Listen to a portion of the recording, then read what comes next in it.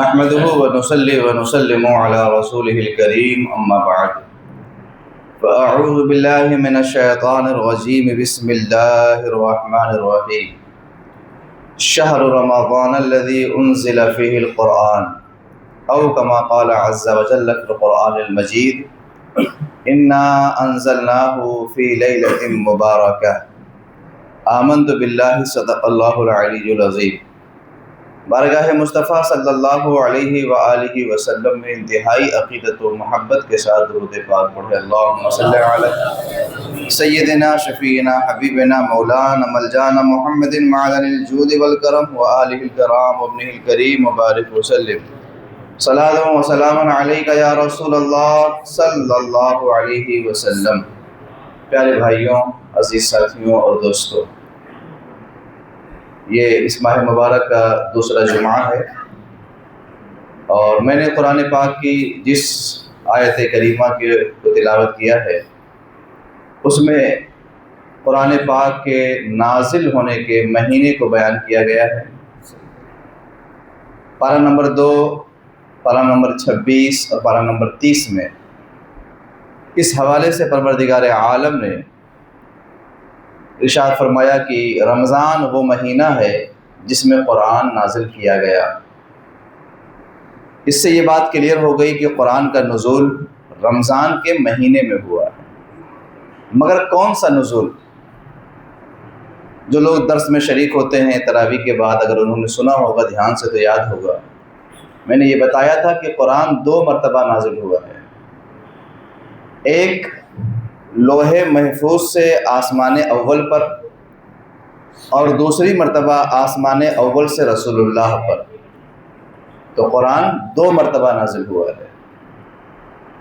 یہاں جو قرآن پاک نے یہ کہا شہر رمضان الذی انزل فیہ القرآن، رمضان وہ مہینہ ہے جس میں قرآن نازل کیا گیا، تو اس میں کون سا نزول مقصد ہے، کس نازل ہونے کو بیان کیا گیا ہے؟ تو یاد رہے، اس میں لوح محفوظ سے آسمان اول پر جو قرآن نازل ہوا تھا اسے بیان کیا گیا ہے۔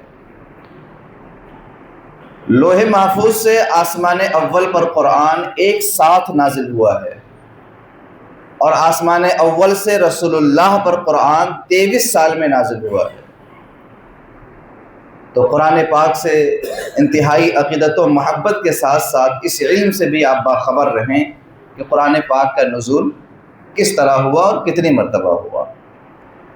ایک مقام پہ فرمایا گیا کہ ہم نے قرآن کریم کو مبارک رات میں نازل کیا ہے، اور انا انزلناہ فی لیلۃ القدر فرمایا گیا، ہم نے قرآن کریم کو لیلۃ القدر میں نازل کیا ہے۔ تو اب 2 باتیں کلیئر ہوئی۔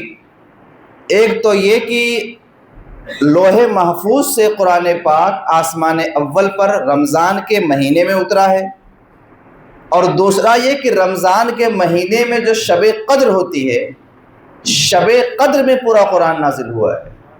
تو مہینے کا بھی تعین کر دیا گیا اور رات کا بھی تعین کر دیا گیا۔ گویا اس میں 3 باتیں کلیئر ہوں گی، توجہ رہے گی تو سیکھنے کی نیت سے آپ سنیں گے تو آپ کو معلوم ہوگا کہ اس میں 3 باتیں کلیئر کی جا رہی ہیں۔ ایک تو یہ کہ 12 مہینوں میں سے صرف ایک مہینہ جس کو رمضان کہا جاتا ہے اس میں قرآن اترا ہے لوح محفوظ سے آسمان اول پر۔ دوسری بات یہ کلیئر کی گئی کہ رمضان تو 29 یا 30 دن کا ہوتا ہے، تو کس تاریخ میں اترا ہے، کس دن اترا ہے، رات میں اترا ہے؟ قرآن نے یہ بھی بیان کر دیا کہ یہ 27ویں شب میں اترا ہے، 27ویں شب میں قرآن پاک کو نازل کیا گیا ہے۔ اب آپ غور کریں، رسول اللہ صلی اللہ علیہ وآلہ وسلم پر جب قرآن کریم نازل ہوا تو ہر سال جبریل امین رمضان کے مہینے میں آتے، اور حضور صلی اللہ علیہ وسلم ان کو قرآن پڑھ کر کے سناتے تھے۔ یہ جو آپ دیکھ رہے ہیں کہ رمضان میں قرآن کی تلاوت بہت زیادہ کی جاتی ہے، بہت سے لوگ جان کر کرتے ہیں، بہت سے لوگ ان تمام حقائق اور حقیقتوں کو نہیں جانتے مگر پھر بھی کرتے ہیں الحمدللہ۔ تو یہ اس کا جو اثر ہے اس کی بنیاد یہ ہے کہ قرآن نازل بھی اسی مہینے میں ہوا. رسول اللہ صلی اللہ علیہ وسلم قرآن کا جو دور فرماتے تھے وہ رمضان کے مہینے میں فرماتے تھے. تو نزول بھی اسی مہینے میں، رسول اللہ کا دور بھی اسی مہینے میں، تراویح میں قرآن کا پڑھا جانا بھی اسی مہینے میں. تو کئی چیزیں ہیں جو اس مہینے میں جمع ہیں. رمضان اور قرآن اس کا بڑا گہرا تعلق ہے. ایسا ہو ہی نہیں سکتا کہ رمضان ہو اور کوئی قرآن نہ پڑھے. ایسا تعلق ہے کہ آپ گھروں میں بھی دیکھیں گے تو عام دنوں میں پڑھیں یا نہ پڑھیں ایک الگ چیز ہے، مگر رمضان میں خواتین بھی کثرت سے قرآن پاک کو پڑھتی ہیں. ہمارے اپنے احباب بھی دوسرے مہینوں کی بنسبت اس مہینے میں کثرت سے تلاوت کرتے ہیں یا کم از کم سننے کی کوشش کرتے ہیں.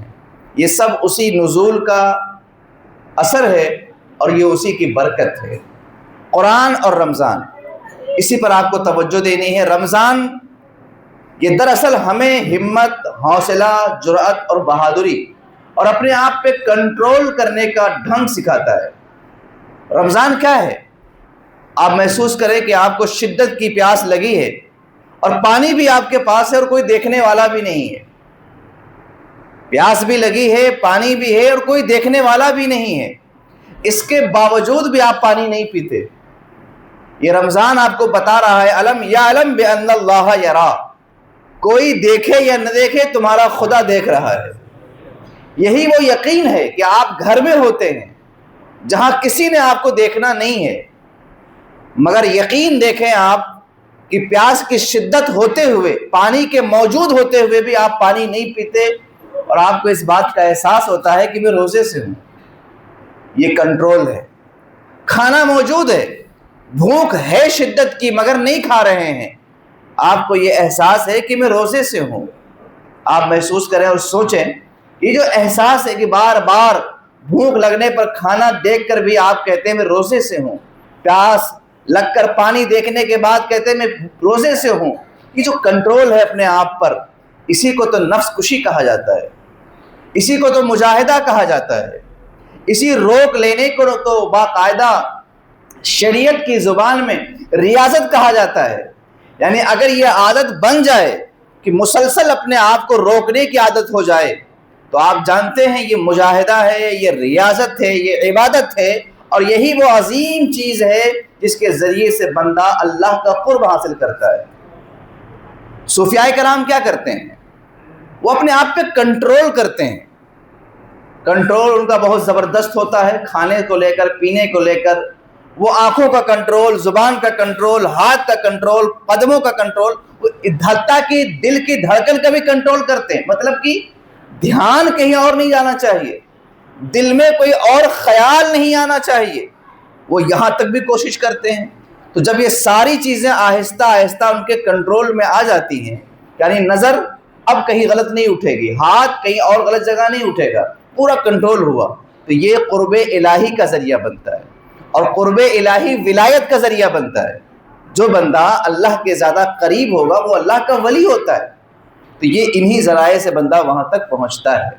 یہ آپ کو رمضان کے مہینے میں مشق کرایا جاتا ہے، عادت ڈلوائی جاتی ہے. آپ کو باقاعدہ عبادت کروا کر کے یہ ذہن نشین کرایا جاتا ہے کہ جب آپ ایک مہینہ ایسا کرتے ہیں، اگر 12 مہینے بھی اپنے آپ پہ کنٹرول کریں، آپ نے صرف 3 چیزوں پہ کنٹرول کیا ہے، کھانے پر، پینے پر اور جماع پر، یعنی بیوی کے ساتھ ہم بستری پر. یہ 3 کنٹرول کا نام روزہ ہے. مگر یہ روزہ ہم لوگوں کا ہے جو اہل اللہ ہیں، جن کے درجات بلند ہیں، جن کے مرتبے اعلیٰ ہیں، ان کا روزہ اس کے آگے ہوتا ہے. کیا مطلب؟ وہ کھانا، پانی اور جماع تو ہے ہی ہے، وہ ساتھ ساتھ زبان کا بھی کنٹرول کرتے ہیں رمضان میں، نگاہ کا بھی کنٹرول کرتے ہیں، دل کا بھی، پیروں کا بھی، ایک ایک چیز کا کرتے ہیں. یہ ان کا کنٹرول ہے. پھر جو مرتبے میں ان سے بھی زیادہ ہیں اور اعلیٰ مقام پر فائز ہیں، اور ان کا کنٹرول اور ان کا روزہ ہم سے بھی بہت بلند ہوتا ہے. وہ خیالات پر، احساسات پر، فکر پر بھی کنٹرول کر لیتے ہیں. اسی لیے کہا گیا کہ روزہ کی 3 قسمیں ہیں. روزہ کی 3 قسمیں ہیں. ہمارا آپ کا جو روزہ ہے وہ کھانا، پانی اور جماع سے رکنے کا نام ہے. اور اگر یہ طاقت اور پیدا ہو جائے، کھانا، پانی، جماع کے ساتھ ساتھ ہاتھ، آنکھ، کان، زبان، قدم، ان چیزوں کو بھی ہم روک لیں تو ہم روزے کے دوسرے درجے پہ پہنچ جائیں گے۔ یہ بہت بڑا امتحان ہوگا، آسان کام نہیں ہے۔ یہ اہل اللہ کا مقام ہے، یہ وہ حضرات ہیں جس میں باقاعدہ کنٹرول کرتے ہیں، اور پھر اس کے آگے کا جو مقام ہے وہ بہت بڑے عارف باللہ کا مقام ہے۔ تو روزہ رکھنے والے ان تینوں چیزوں پہ عمل کرتے ہیں، بالخصوص جو اللہ کے محبوب اور مقرب بندے ہوتے ہیں وہ رمضان میں تینوں پہ عمل کر لیتے ہیں، جو درجے میں ان سے کم ہوتے ہیں وہ دو پہ عمل کرتے ہیں، اور جو درجے میں ان سے بھی کم ہوتے ہیں وہ ایک پر تو کم از کم عمل کر ہی لیتے ہیں۔ اب رمضان بھوک اور پیاس کو روکنے ہی کا نام نہیں ہے، دراصل پروردگار عالم اپنے حکم کو نافذ فرماتا ہے، اور یہ آپ کی آزمائش اور امتحان ہے کہ کون ہے جو ہمارے حکم کو مانتا ہے اور کون ہے جو اپنے خواہش کو مانتا ہے، کون ہے جو اپنی طبیعت کو مانتا ہے۔ تو جو اللہ کے نیک بندے ہیں وہ اللہ کے حکم کو مانتے ہوئے روزہ رکھتے ہیں۔ خواہش تو ہے کہ کھائیں مگر حکم الہی ہے کہ روزہ رکھیں، خواہش تو ہے کہ پانی پئیں مگر حکم الہی ہے کہ روزہ رکھیں۔ تو ہمارا امتحان یہ ہے کہ کون ہے جو اللہ کو ایک مان کر، اس کی وحدانیت کی گواہی دے کر، لا الہ الا اللہ پڑھ کر کے اللہ پر یقین کرتے ہوئے ان اللہ کی باتوں پہ عمل کرتا ہے۔ تو رمضان یہ بہت عظیم طریقے سے انسان کی آزمائش بھی ہے۔ مجھے حیرت ہوتی ہے جب مجھے خبر ملتی ہے کہ جوان روزہ نہیں رکھتے، تندرست ہیں مگر روزہ نہیں رکھتے۔ یقین جان لو یہ اتنا بڑا جرم مانا گیا ہے اسلام میں کہ اگر اسلامی دور حکومت ہو تو ایسے لوگوں کو یا تو جیل یا تو قتل کر دیا جائے گا۔ نمبر ایک سزا دی جائے گی، اور اس کے آگے کے ہوں گے تو قتل کر دیا جائے گا، یعنی اتنا بڑا جرم مانا گیا ہے اس کو۔ اور آپ کلمہ پڑھ کر مسلمان ہو کر رسول اللہ کی امت میں ہونے کا دعویٰ کر کے اور آپ صحیح سالم ہو کر کے روزہ نہ رکھیں۔ یاد رکھیں یہ عبادات میں ایک اہم ترین عبادت ہے، عظیم ترین عبادت ہے۔ یہی وجہ ہے کہ روزہ کی فضیلتیں جناب محمد الرسول اللہ نے جو بیان فرمائی ہیں، وہ فرمایا کہ روزہ کی جزا جو اس کا بدلہ ہے، اللہ تعالیٰ نے فرمایا ہے کہ روزے کا بدلہ میں دوں گا۔ ظاہر سی بات ہے ہر کام کا بدلہ تو اللہ پاک ہی دے گا، مگر روزے کے بدلے کو یہ خاص کر دینا کہ اس کی جزا میں ہوں، یہ بہت بڑی بات ہے۔ مثلا کوئی عمل کیا آپ نے، اس کے بدلے میں یہ کہا گیا کہ اس عمل کے بدلے میں یہ ملے گا، دوسرے عمل کے بدلے میں کہا گیا یہ ملے گا، تیسرا عمل کیا اس کے بدلے میں کہا گیا یہ ملے گا، مگر روزے کے بارے میں یہ کہا کہ اللہ کا قرب ملے گا۔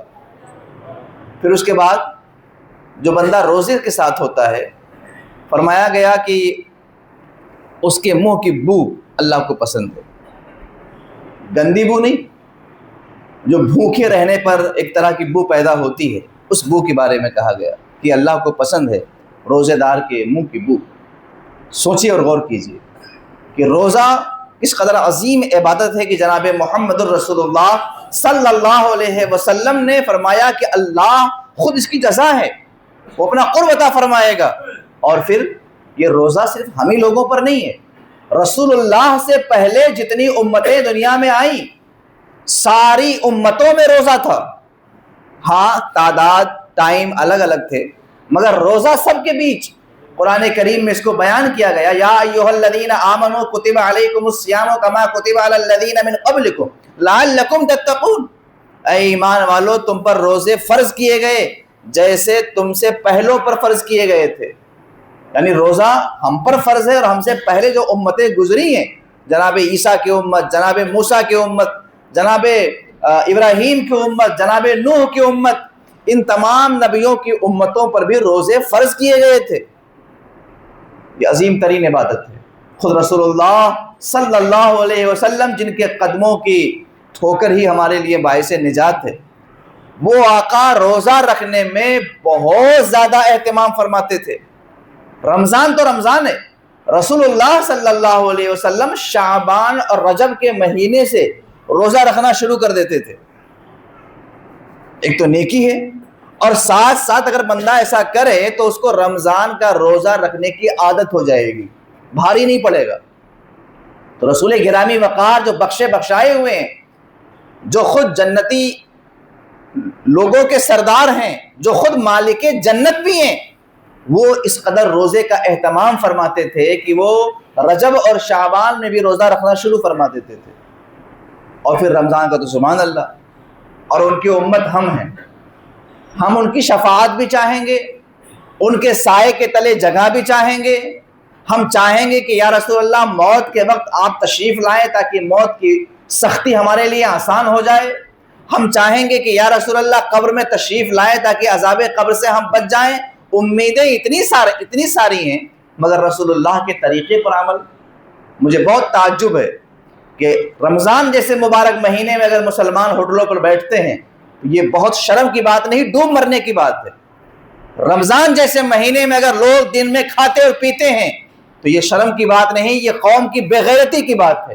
یہ چھوٹی موٹی چیز نہیں ہے، یہ زوال مسلم ہے، یہ تباہی ہے، یہ اپنے ہاتھوں سے اپنی ہلاکت کو دعوت دینا ہے، یہ عذاب الہی کو بلانا ہے، یہ قہر الہی کو چیلنج کرنا ہے، رب تعالیٰ کی غیرت کو للکارنا ہے۔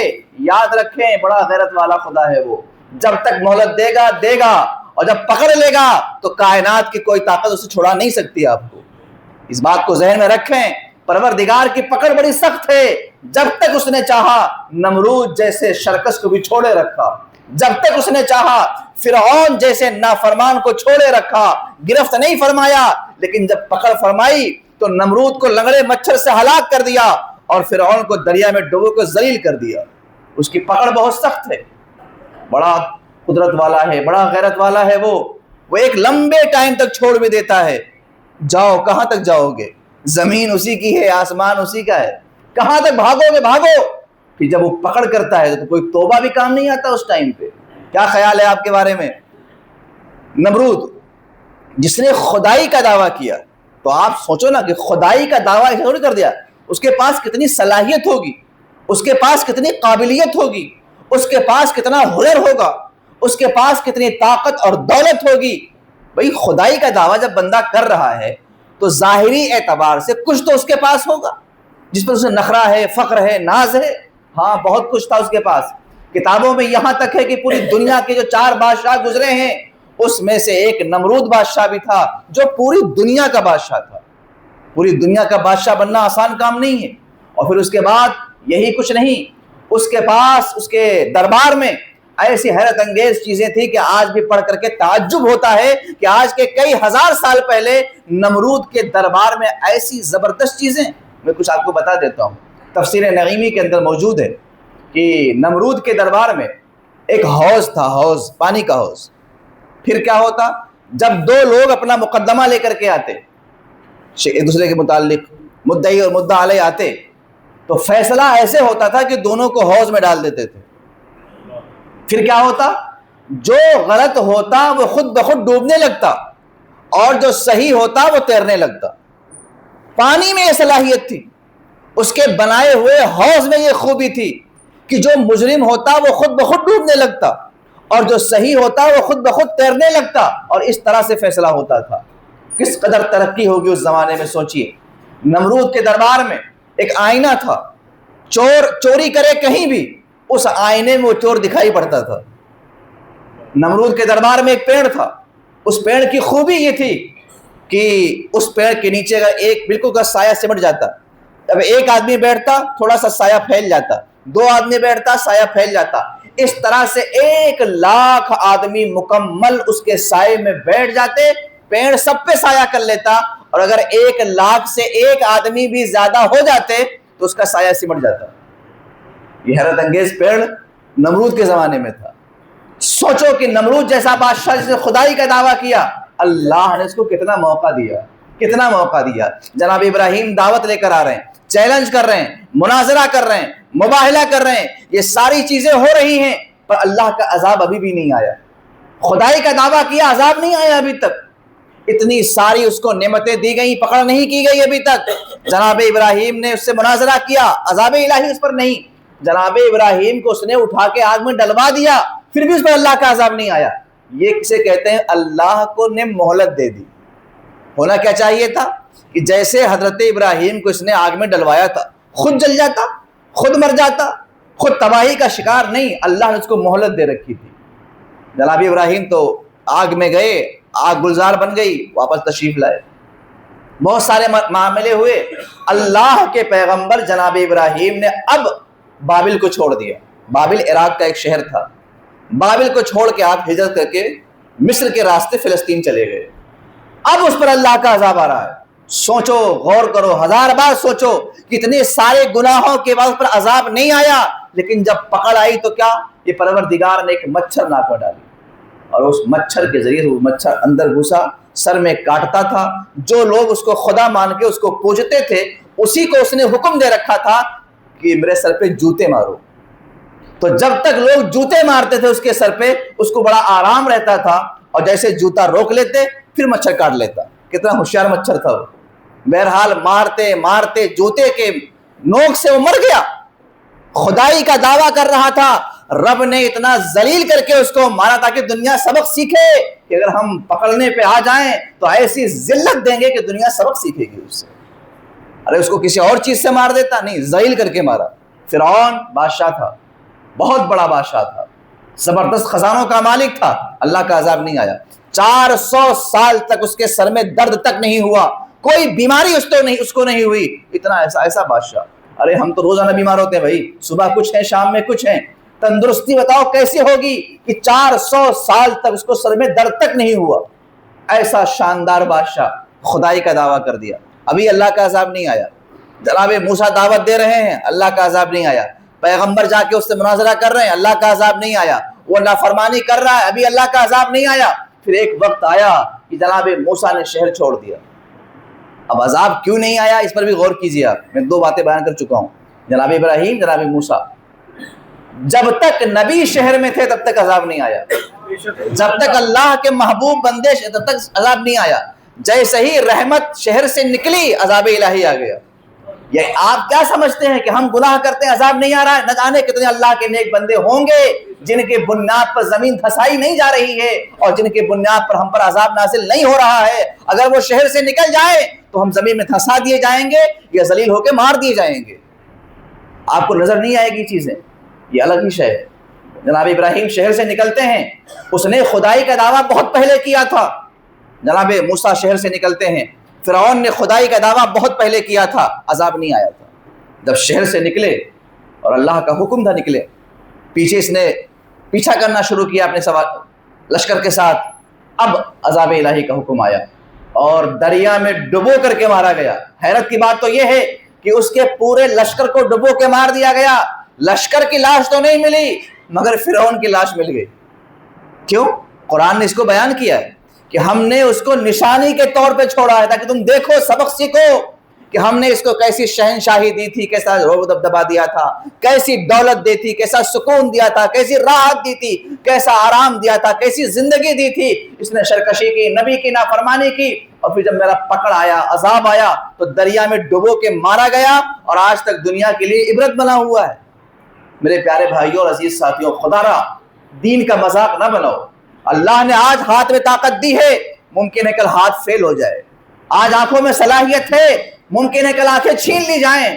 آج زبانیں چل رہی ہیں، ممکن ہے کل گونگے ہو جائیں. ممکن ہے آج آپ کا دل دھڑک رہا ہے، کل ہارٹ فیل بھی ہو سکتا ہے. خدا را جب تک آپ کے پاس طاقت و قوت ہے اس کا غلط استعمال نہ کریں.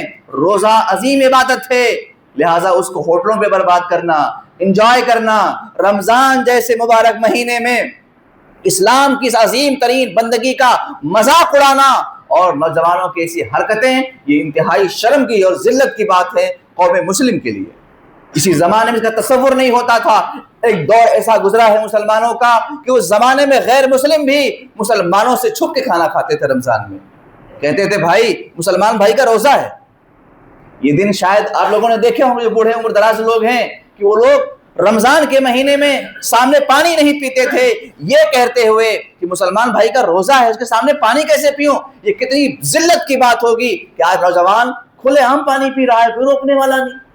ہوٹلوں پہ چائے پی رہا ہے، کوئی بولنے والا نہیں. تندرستی ہے، صحیح سالم ہے، روزہ نہیں رکھتا. واللہ باللہ تاللہ رب نے آپ کو مہلت دے رکھی ہے. یہ رب کی پکڑ جس دن بھی ہوگی، جس حال میں ہوگی، جس شکل میں ہوگی، دنیا کی کوئی طاقت آپ کو بچا نہیں سکتی. اس کو ذہن میں رکھیے گا. نہ وہاں توبہ کام آئے گا، نہ وہاں رونا کام آئے گا، نہ وہاں دم کام آئے گا، نہ درود، نہ دعا، نہ تعویذ. کیونکہ دین کا مذاق اللہ کو گوارا نہیں ہے. اللہ کو پسند نہیں ہے. خدا را ایسی حرکت ہرگز نہ کریں. یہ روزے کے بارے میں عرض کر رہا تھا کہ روزہ ایک عظیم ترین عبادت ہے، بہت اہم عبادت ہے، اس کے بے شمار فائدے ہیں. حتیٰ کہ روزہ دار کے فضائل بھی جناب محمد الرسول اللہ صلی اللہ علیہ وسلم کی احادیث میں بے شمار باتیں موجود ہیں. مبارک ہیں وہ لوگ، وہ بچے، وہ جوان، وہ بوڑھے، وہ مرد، وہ عورتیں جو الحمدللہ رمضان جیسے مبارک مہینے میں روزہ رکھتے ہیں. یقیناً مبارکباد کے لائق ہے، وہ قابل تعظیم و تکریم ہے وہ لوگ جو اس مہینے کا احترام کرتے ہیں اور ادب کرتے ہیں. اور اگر واقعی میں کوئی ایسی بیماری کا شکار ہے کہ وہ روزہ کسی بھی شکل میں نہیں رکھ سکتا تو اس کے لیے بھی یہ حکم ہے کہ وہ کھلے عام نہ کھائے، چھپ کر کھائے، اگرچہ وہ مسلمان ہے. میرے پیارے بھائیوں، عزیز ساتھیوں اور دوستوں، یہ رمضان بابرکت مہینہ ہے. قرآن عظیم اسی مبارک مہینے میں لوح محفوظ سے آسمان اول پہ نازل ہوا.